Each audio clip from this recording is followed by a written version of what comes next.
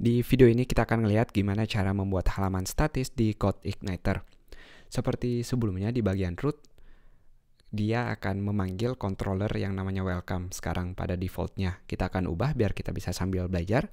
Saya ubah namanya menjadi halaman. Jadi tugas kita ingat, kita memanggil controllernya di sini. Kita bikin dulu. Namanya hanya huruf besar atau huruf awalnya dan ekstensinya PHP. Isinya akan kita curi dari bagian welcome.php ini, dan yang harus kita ubah adalah nama kelasnya tentunya, dan sisanya bisa kita biarkan seperti biasa.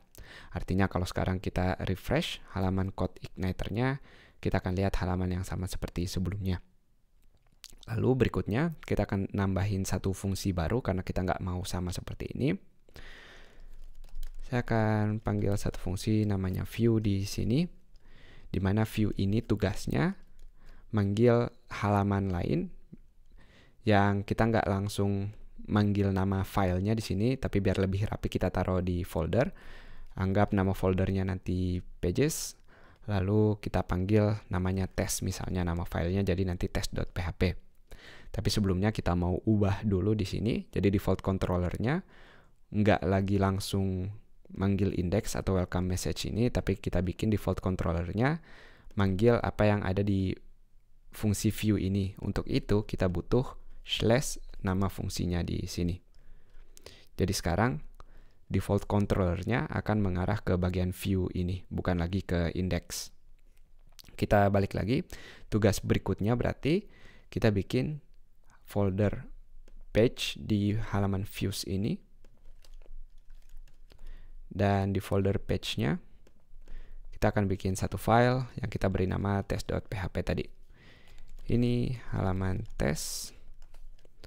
Jadi kalau kita root ke controller sekarang, dia akan manggil metode view, lalu metode view akan memanggil test ini, di mana test ini berada di dalam folder pages. Jadi kalau kita refresh sekarang, yang akan kita lihat adalah halaman testnya.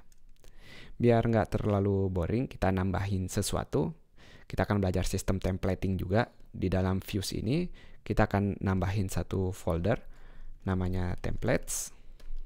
Di mana di templates ini akan ada dua file utama, yaitu header.php dan juga satu file lagi namanya footer.php. Udah bisa ditebak, tugasnya header nanti dia akan selalu muncul di bagian atas, begitu juga dengan footer akan muncul selalu di bagian bawah. Kita letakkan kode HTML biasa, kecuali bagian penutup body dan HTML-nya, dia akan berada di file footer.php ini. Kita tambahkan sedikit biar kita bisa ngelihat. Ini bagian footer. Dan di halaman header kita tambahkan tag H1. Selamat datang member sekolah coding. Kita udah punya header dan footernya, sekarang kita harus manggil. Cara manggilnya sama persis. Kita panggil di bagian sebelumnya sesuai urutannya. Jadi kita mau si header di folder templates tentunya. Dan hal yang sama untuk footer. Tapi setelah kontennya sendiri dipanggil. Sekarang kalau kita refresh, bukan cuma kontennya, kita akan melihat bagian header dan juga footernya. Udah bisa ditebak arahnya kemana. Kita mau sekarang halamannya fleksibel, nggak harus selalu tes di sini. Jadi sekarang tergantung apa yang user ketik di URL-nya. Kita mau bikin dia fleksibel. Dan tentu di PHP, kita tahu kalau kita mau bikin fleksibel, kita butuh parameter di bagian fungsinya sendiri. Jadi kita tambahin fungsinya di sini. Saya akan kasih nama variabelnya halaman, lalu untuk defaultnya kita bikin dia test, tapi sisanya kita bikin fleksibel nanti kalau ada parameter. Ya, yang pertama, kita hilangkan bagian statisnya, kita gabungkan dengan bagian halaman tadi seperti ini. Jadi halaman sekarang kalau nggak ada dia otomatis test, tapi kalau ada, dia akan ngeload halaman tergantung apa yang user ketik. Sekarang pertanyaannya, di mana kita manggil view ini? Tugas itu adalah dari root juga. Kita akan bikin roots yang kedua sekarang, bukan default controller, tapi di sini adalah parameter dari user. Cara ngetiknya sendiri adalah dalam kurung, lalu .2 any. Ini artinya apa aja yang user ketik di URL. Kita akan ngeload satu halaman, dan ingat halamannya kita manggil controller halaman, metode view, tapi dengan satu parameter. Ini artinya kita akan memasukkan parameter di sini. Parameternya sekali lagi bebas, apa aja yang user masukkan. Jadi dari sini kita ngasih tahu kalau bakal ngoper parameter. Lalu di controller halaman, tugasnya manggil nama controller tadi. Jadi misalnya kita bikin di bagian pages ini beberapa halaman lain. Saya akan bikin halaman kontak.php. Kita kasih nama ini halaman kontak. Dan satu lagi, kita kasih nama tentang. Ini halaman tentang. Jadi ada dua file yang sekarang yang bisa kita panggil, ada kontak.php dan juga tentang.php. Kita rename.php, itu dia. Dan routing udah kita urus, controller juga udah. Sekarang kalau kita pindah ke URL, kita ketik index.php, kita akan melihat halaman tes sebagai defaultnya karena kita nggak ada tambahan parameter. Tapi kalau ada tambahan parameter, saya tulis kontak misalnya, yang akan dia load adalah halaman kontak. Teman-teman bisa lihat kontennya berubah sekarang. Begitu juga dengan halaman tentang. Kita akan melihat yang di load adalah halaman tentangnya. Tentu teman-teman merhatiin di sini ada index.php, itu defaultnya dari CodeIgniter. Di video berikutnya kita akan lihat gimana cara menghilangkan index.php ini. Tapi kita fokus ke sistem controller dan view-nya sekarang. Kita tambahkan beberapa baris kode di metode view kita. Jadi view-nya sekarang dia otomatis nge-load seperti ini.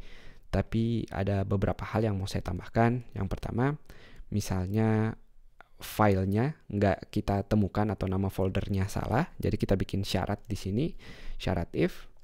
Kalau filenya tanda seru berarti enggak. Kalau filenya nggak ada, file yang kita mau nggak ada.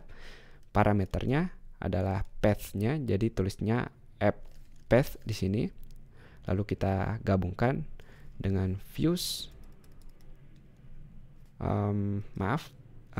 Betul sekali views. Jadi ini root nama URL kita, lalu di folder views, lalu slash page, lalu slash yang kita gabungkan tergantung halaman apa yang dipanggil, .php ekstensinya.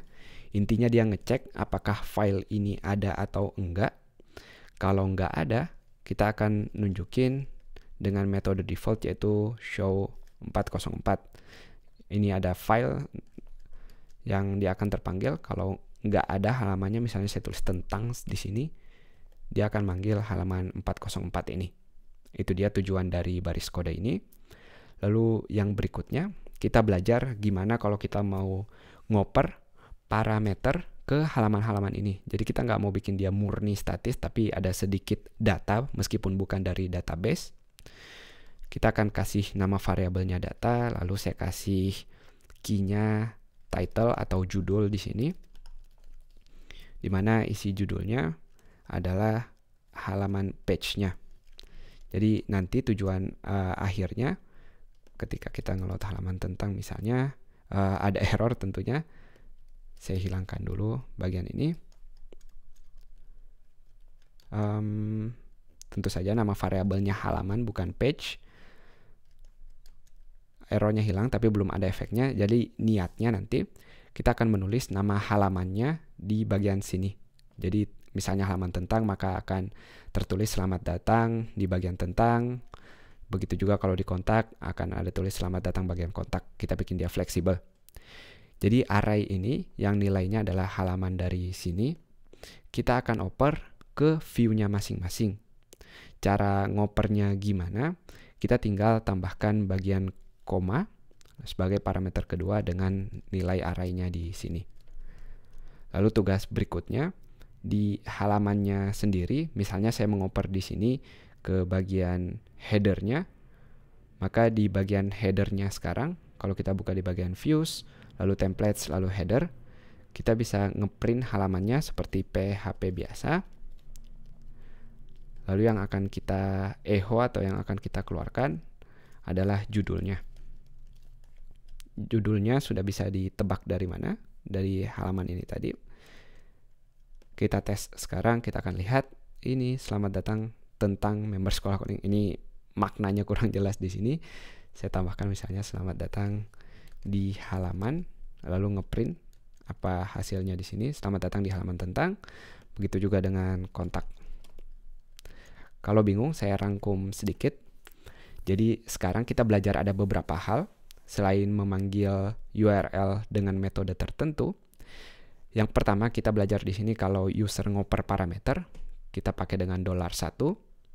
Lalu parameter ini harus kita terima tergantung metode mana yang dipanggil. Dan baris kode ini untuk memanggil halaman 404 kalau filenya tidak ditemukan. Dan selain meload view biasa, kita juga belajar gimana kalau kita mau ngoper data. Pada contoh di sini, saya ngasih satu array yang namanya judul, di mana kita bisa ngoper ke bagian tertentu, misalnya di bagian header ini, dan di bagian header kita bisa manggil parameternya dengan ketik $, lalu nama key-nya. Jadi yang kita ketik bukan $data tadi, tapi nama key-nya di sini yaitu $judul untuk mengeluarkan hasilnya. Itu dia, semoga jelas pada tutorial ini. Sampai jumpa di video berikutnya.